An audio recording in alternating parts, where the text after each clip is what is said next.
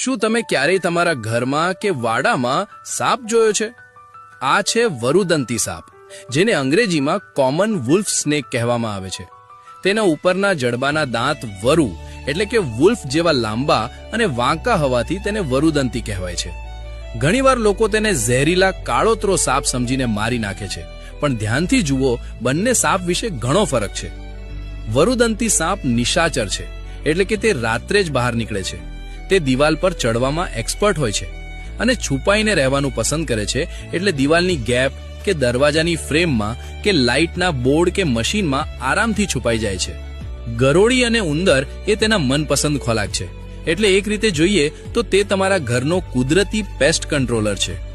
જો કે તે બિનઝેરી છે, પણ જો તમે તેને પજવશો તો તે કરડી શકે છે. તેનો ગુસ્સો તેજ હોય છે, પણ તેના કરડવાથી કોઈ જીવલેણ જોખમ હોતું નથી. પ્રકૃતિના દરેક જીવનું મહત્વ